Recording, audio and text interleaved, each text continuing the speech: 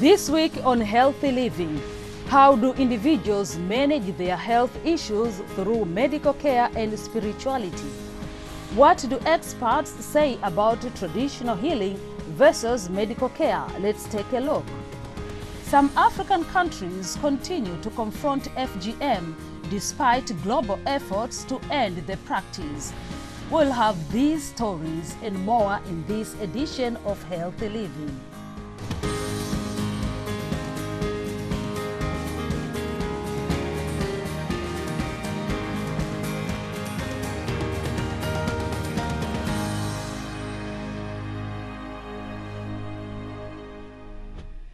Hello, I'm Kamiti Kibayasi. Thank you for joining us for another edition of Healthy Living.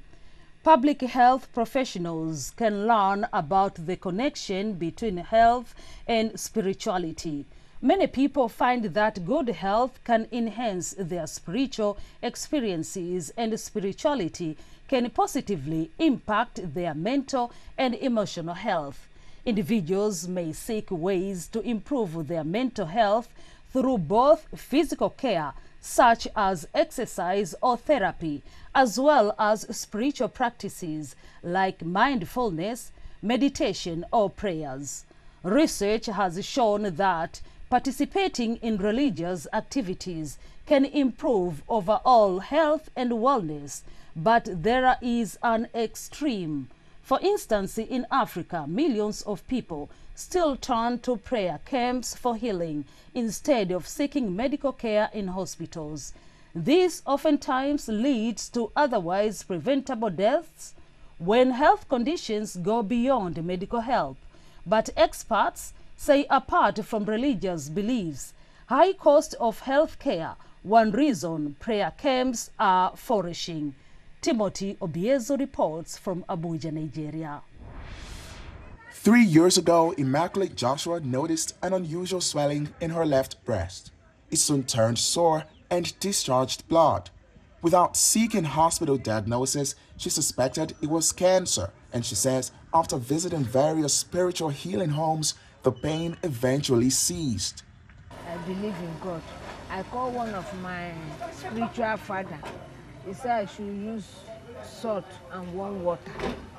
When I use it up to then, nothing happened to me. I didn't sick again.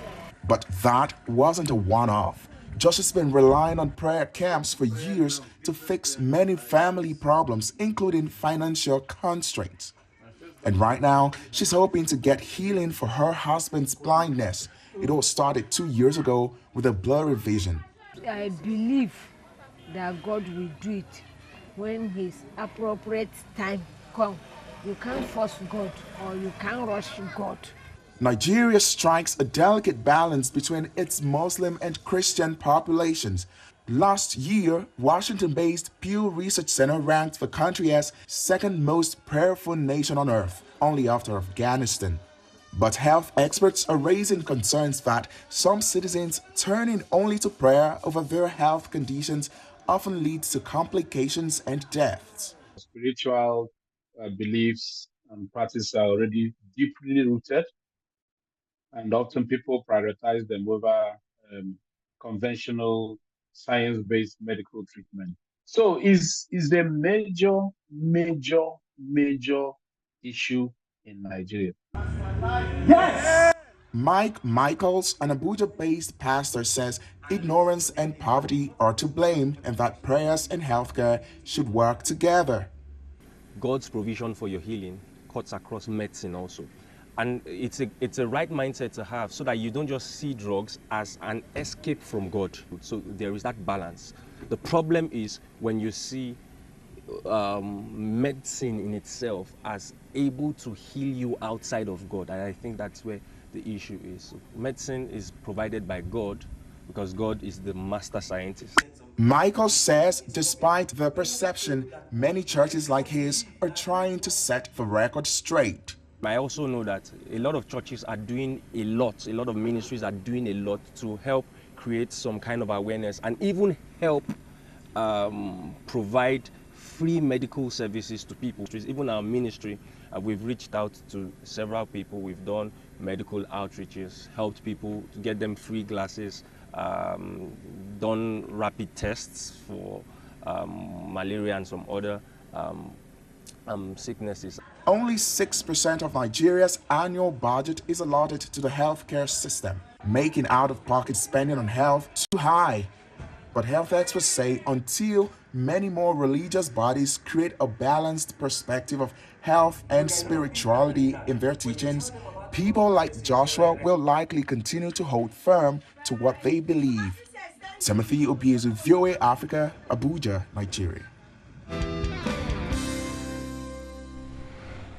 We asked viewers to share their thoughts on health and spirituality and which of the two they put their trust in most.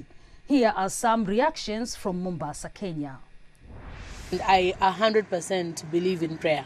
100%. Yes, I believe that prayer can heal because I have actually been in situations where I have been unwell and I took prayer seriously and I saw the results. I mean, if you have a wound and then you decide that you're just going to pray, I don't think it's quite effective. I do believe that prayer has the power of healing. That's because there is always a strong bonding with God when you pray and you feel that healing and the peaceful structure within you. My view on prayer as a healing factor is that I might believe that prayer heals, yes, but when you're praying, you have to manifest. You can't pray and you don't have faith. You have to manifest that you will heal. You can't just pray and you don't have faith that you will heal. I believe prayer heals, but first you have to believe that you're going to be healed. I believe prayer has a big role in healing. In the scriptures, the Bible tells us that if any of you is sick, let him call the elders to pray for him, and a prayer of faith will heal him from his diseases. Well, I believe there is a role for medication in the scriptures, because even in the Bible, some of the Bible's apostles and writers were physicians. Example, Luke, who wrote the book of Luke and the book of Acts. He was a physician. As for me, I believe prayer heals, because sometimes I was mentally sick, but I believed in prayer, and at the end of the journey, I was well without taking any medication.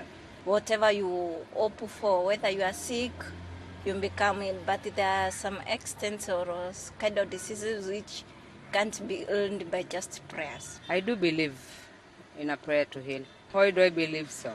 Because I know prayers works. As long as you believe in God, He can make miracles for you. For example, if I have a problem or if I'm sick, I always pray. And always God answer my prayers. Health and spirituality are beneficial, but it takes recognizing their unique roles while appreciating how they enhance each other. Spiritual practices can vary widely, including prayer, meditation, mindfulness, yoga, or simply spending time in nature. These practices can enhance inner peace and self-awareness. Here is what an expert, Anton Gimbi, a clinical psychologist in DRC, has to say. Merci d'abord pour la question. First, there's spirituality, and then there's health. Two factors that are closely interconnected, each playing a unique role in society. In health, we encounter medicine, which often focuses on illness. When we fall ill, we tend to seek help from doctors and medicine in our search for healing. However, when medicine fails to provide the solutions we seek, we often turn to spirituality, hoping to find peace and healing from the problems that surround us. Indeed, modern medicine has made significant advancements, enabling humans to manage various illnesses effectively. However, I believe we cannot move directly from health to spirituality without first addressing health concerns. When our health deteriorates, we seek medical assistance. If medicine cannot provide a solution, only then do we turn to spirituality. Thus, there is a necessary progression. When health fails us, we can explore spirituality. I believe spirituality can offer valuable support when traditional medicine falls short. Despite global efforts to stop the practice of female genital mutilation (FGM), the harmful tradition continues to affect the lives and health of millions of women and girls in Somalia. Reporter Najib Ahmed has this story from the capital Mogadishu in Somalia. This 17-year-old lives with her family in a camp for the internally displaced in Mogadishu. She says she's a victim of female genital mutilation, or FGM, a harmful traditional practice defined by the World Health Organization as the partial or total removal of the external female genitalia for non-medical reasons. Since the procedure 12 years old, she has lived with persistent pain, health problems, and emotional trauma. She chose to speak to VOA anonymously because she fears backlash for speaking about a taboo topic. I went through a lot of pain, lost a lot of blood because of excessive bleeding, and suffered from recurring infections, which still gives me nightmares. I hope my sisters will not undergo the pain I went through. FGM persists in Somalia because of the common belief that uncut girls and women are promiscuous, unclean, and physically undesirable. The United Nations says 98% of the Somali girls and women ages between 15 to 49 have undergone some form of FGM, and despite its devastating health effects, talking about it is forbidden in the culture. Midwife Shamsa Ali Mohammed performed FGM for over 20 years, but now she is one of the many women fighting to end the practice. We used to circumcise a lot of girls, but we have now stopped the practice since IFRA Foundation trained us. We now raise awareness against FGM as it hurts women and girls, and many are suffering during labor because of this harmful practice.